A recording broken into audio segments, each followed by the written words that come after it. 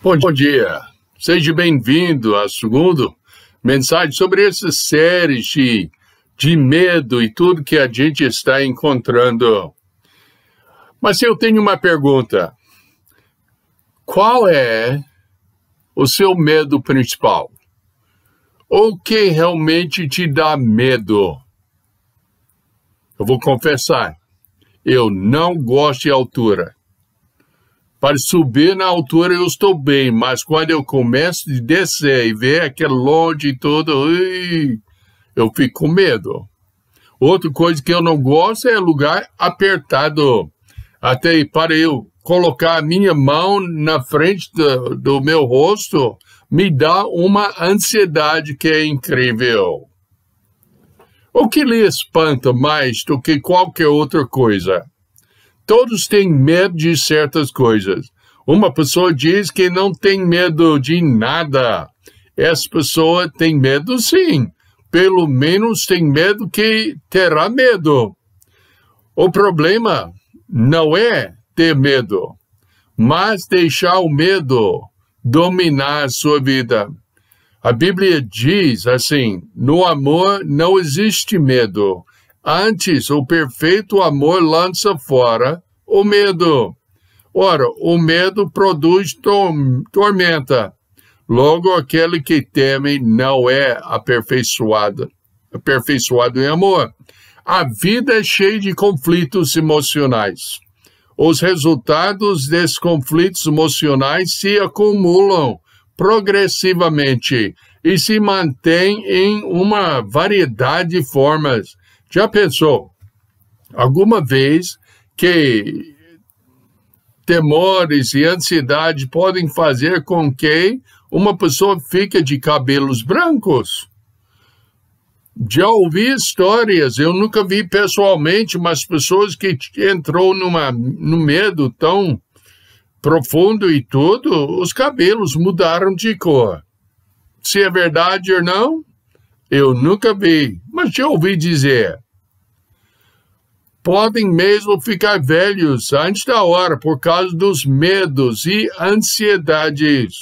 De fato, o medo pode fazer alguém perder a cabeça, reduzindo os processos mentais a um ponto praticamente morto.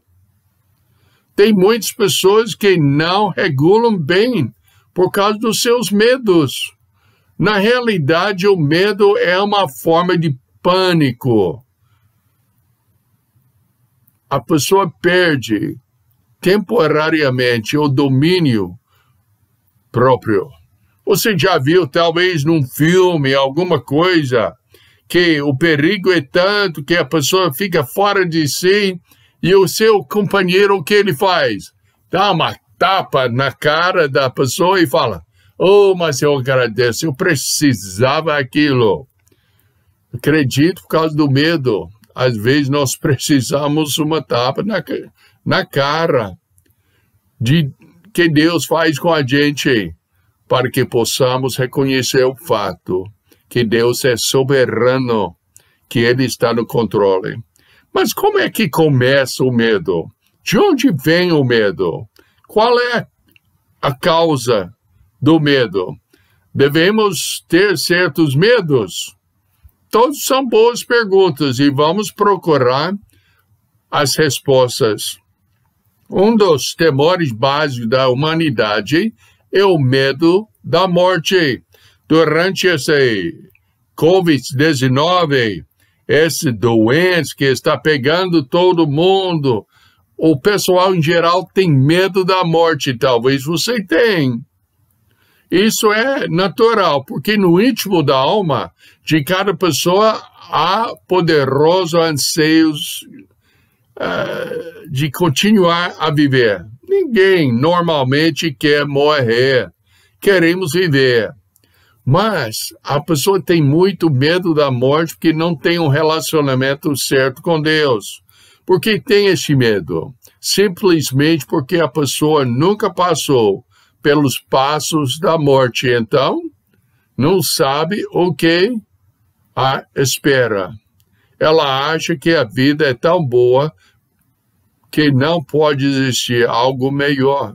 Então tem medo da morte e tem os outros medos também. Às vezes a pessoa tem medo daquilo que a espera. Para uma pessoa que não conhece pessoalmente o Deus da Bíblia, realmente sabe no seu íntimo que o julgamento a espera. Então, age pavor da morte.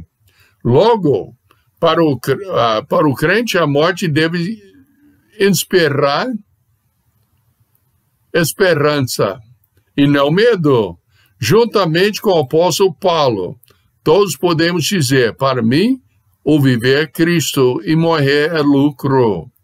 Eu lembro um antigo amigo meu, pastor João, que já foi promovido para o céu. Eu danava com ele por causa da saúde dele e ele falou comigo, mas Bill, por quê? Ué, você pode ficar doente e tudo, pode até morrer. E ele falou o seguinte comigo, ele falou, você não pode me ameaçar com o céu, não. Eu quero ir para o céu. Eu falei com ele, mas não tão cedo. Ele, pois é, mas morte não era um medo dele. Conheço outras pessoas, talvez, às vezes, idosos, talvez não, que não tinha medo da morte, porque confiava no Senhor. Mas a pessoa que tem Cristo como seu único Salvador, tem tudo a ganhar com a morte. Deus nos fez uma maravilhosa promessa, uma promessa que dissipa todo o temor. Diz ele, eis que eu estou convosco todos os dias até a consumação do século. Já pensou? Deus, na pessoa do Senhor Jesus Cristo, está conosco. Então, por que eu vou ter medo? Eu lembro de um pastor no estado de Califórnia, que ele estava estudando na igreja uma noite, e ele saiu e tinha um gangue lá. Esse pastor também era capelão da polícia. Então, ele sempre andava armado. E ele saiu lá fora e um gangue ia pintar a placa da igreja. Ele falou, meus amigos, não faça assim, não. Vocês não podem fazer isso. E eles falam, mas quem, o gangue, o pessoal do gangue fala, quem vai nos impedir? O senhor está sozinho. Ele fala, mas você não está vendo os meus dois amigos. E eles falam, que dois amigos? Você não tem ninguém com você. E ele falou, não, meus dois amigos, o seu Smith e o Wesson, é um tipo de arma nos Estados Unidos. E o gangue foi-se embora. Eu tenho uma coisa melhor do que arma. Sabe o que é? É o Senhor Jesus Cristo. As circunstâncias, quaisquer que sejam elas, não nos podem separar de Deus. E também significa que os fatores ambientais jamais poderão ocultar-nos a face de Deus. Ele está sempre perto de nós, mostrando-se benigno para com todos aqueles que são verdadeiramente seus filhos. Mas essa realmente peça uma pergunta. Você realmente é um filho de Deus? Você é dele? Você já arrependeu-se do seu pecado? Já colocou o Senhor Jesus Cristo na sua vida? Ele lhe transformou. Conforme a Bíblia, quando temos Cristo, ele faz-nos uma nova pessoa. Pois, segundo Coríntios, diz assim, e assim, se alguém está em Cristo, é nova criatura, as coisas antigas já passaram, eis que se fizeram novos. Tem muitas pessoas hoje em dia dizendo que tem Cristo, que conhece Cristo, que são filhos de Deus. Mas ainda sua vida não mudou. Dizem que são filhos de Deus, mas andam como filhos do diabo. Como é que pode ser assim? Pois quando uma pessoa se faz cristão, torna-se uma pessoa totalmente nova por dentro. Já não é a mesma pessoa. Teve um início da nova vida. Você conhece essa vida? Muitas pessoas dizem ser salvos, mas nem conhecem o autor da salvação. Suas vidas nunca foram transformadas. Tem um vago por dentro, onde houve toda sorte de medo. Você é uma dessas? Até tem pessoas salvas pela graça de Deus que são medrosos. Realmente eles arrependeram dos seus pecados, foram transformados pela vontade de Deus. Mas de onde vem o medo deles? O medo começa a invadir a vida do crente. No momento em que ele começa a perder a comunhão íntima com Deus. Para de ler a Bíblia, para de orar, para de comungar com Deus e posso adicionar com o povo de Deus. De onde procede o medo? Não vem de Deus, não, pois Deus é amor. E no amor não há medo. João fala isso claramente na Bíblia. Quando nos afastamos de Deus, então abandonamos o centro do amor e da paz. Deus jamais cria a perturbação no coração do crente consagrado a Ele, pois Deus não é de confusão e Ele é de paz. Enquanto estivermos unidos a Deus na pessoa do seu Filho, Jesus Cristo, nada teremos a temer. Ele é o nosso Pai.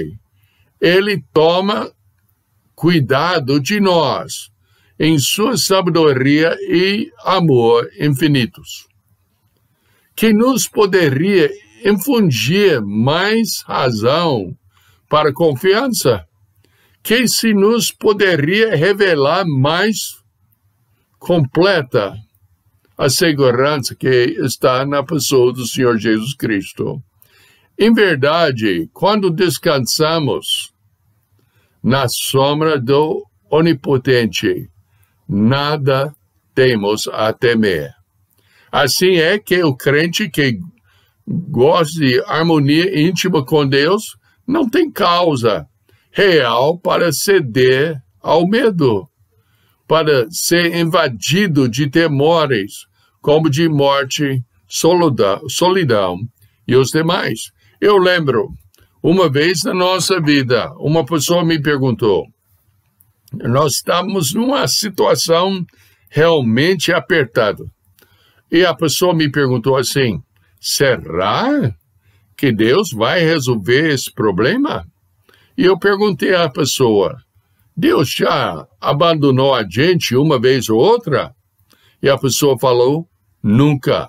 Eu falei, não vai agora também. Estamos na sombra da pessoa do Senhor Jesus Cristo, na pessoa de Deus, e Ele cuida da gente. Mas tem certas coisas sobre o qual devemos ter medo. Vamos anotar uma delas. Eclesiastes 12:13 fala de tudo o que se tem ouvido. A suma é, teme a Deus e guarda os seus mandamentos, porque isto é o dever de todo homem. A nossa responsabilidade é ter respeito para com Deus, com a sua palavra e com seus mandamentos. Isso é impossível sem conhecê-lo pessoalmente. Eu quero ajudar cada pessoa a conhecer o Cristo da Bíblia. É capaz que tenha alguém, talvez, da nossa própria igreja, que está escutando a gente e você não tem a certeza da sua salvação. Você está nas garras do medo. Você não tem certeza de nada e muito menos do seu relacionamento com Deus. Talvez você seja uma pessoa religiosa, mas até a religião não resolve seu problema, pois precisa de conhecer Deus pessoalmente na pessoa do Senhor Jesus Cristo. Você quer a paz? Está procurando paz nas coisas? Não tem paz nas coisas, nem nas circunstâncias, e certamente não nas pessoas, qual boas que sejam. Peça de Deus agora a salvação que está em Jesus Cristo. Recebe Cristo como seu único Salvador hoje. Passa para ser realmente um filho de Deus. E aí o medo vai sumir. Confiando no Senhor, o medo vai embora. Mas continuando a confiar em si mesmo, na política, na sua parentela, nos seus amigos, você vai ficar com medo. E é um sofrimento terrível. Não concorda comigo? Se tiver uma dúvida, se quiser ajuda, eu sei que essa mensagem é mais para os que não têm Cristo, mas para nós que temos Cristo como Salvador, podemos descansar nos braços do nosso eterno Deus, sabendo que Ele cuida de nós. Vamos orar. Precioso Pai, nós te agradecemos que o medo não é do Senhor, que a pessoa que não tem Cristo tem razão de ter medo, mas nós que temos Cristo como Salvador não tem razão, senão que afastamos da tua pessoa, Pai. Nós oramos que o Senhor possa realmente ajudar a gente a não ter medo de doença, não ter medo da morte, não ter medo de pessoas, da política e tudo, mas que possamos confiar unicamente e totalmente no Senhor, pois pedimos-te agradecidos no nome do Senhor Jesus Cristo. E por isso dizemos amém. Amém. Então, é isso aí. Vamos ter mais estudos sobre temas importantes, como o que nós já encontramos. Primeiro foi sobre a felicidade, agora sobre o tema do medo. O que será próximo? Vamos esperar o próximo para ver. Então, Deus te abençoe e até a próxima vez.